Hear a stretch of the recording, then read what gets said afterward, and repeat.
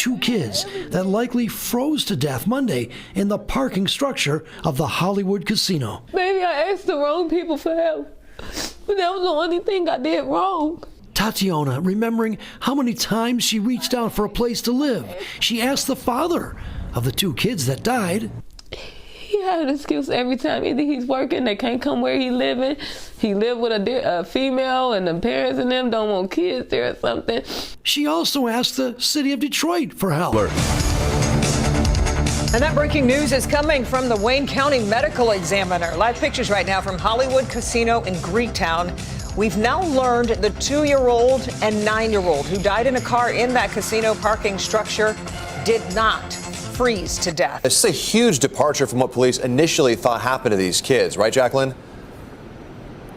Ty and Kimberly, it really is, because initially investigators thought that the kids froze to death. And while yes, it was cold, the temperatures were in the teens and they did not have proper shelter. We now know that the cause of death was carbon monoxide poisoning. 49-year-old Yvette Goodman was also in the van that day. Did the van run out of gas? I have no idea what happened. I have no idea. Did you fall asleep? Yes. And then when you woke? Only night I fell asleep.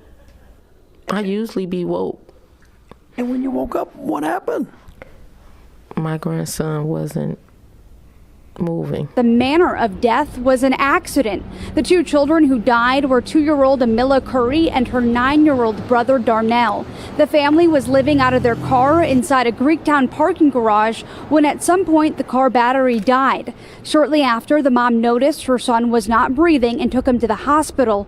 Both kids died at the hospital, and we now know it was from carbon monoxide poisoning. So how did the carbon monoxide only affect some of the kids in the car and not others? And how did it happen in an open air parking garage? Those are the questions we are taking to medical experts tonight.